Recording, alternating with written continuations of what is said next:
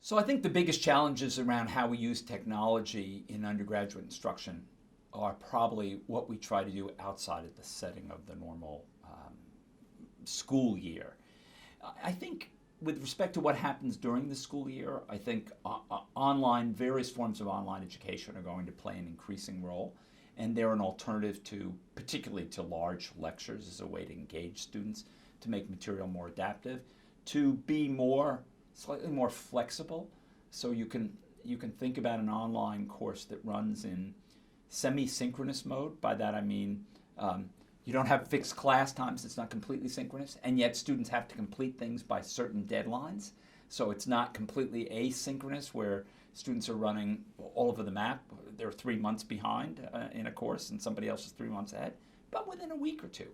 And allowing students to get greater flexibility in how they meld their lives and balance the challenges they have in their lives.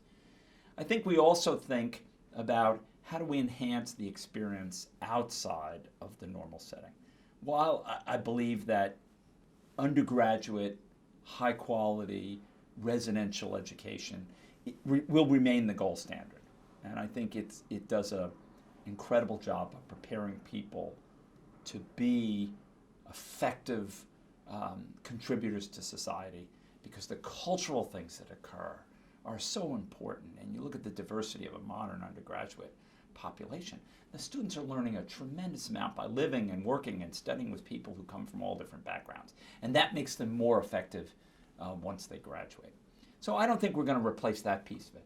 But for example, allowing a student to take a course over summer so they can complete something that otherwise they might not be able to fit during the year, or to be able to be studying in a remote country somewhere, trying to learn about the culture and that experience, while still being an engineering major, which requires them to take a lot more courses that are prerequisites for other things.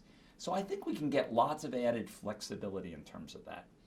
I think there are areas where we can make additional improvements. I think, for example, thinking about, can we make AP curriculum more effective? Can we better prepare students?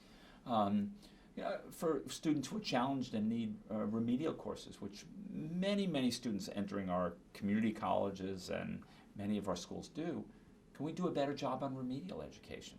So instead of them coming in and spending half a year or maybe even a whole year sometimes taking remedial courses, we can find a better way to accomplish that to help them move through their education and increase the completion rate that we're seeing in those institutions.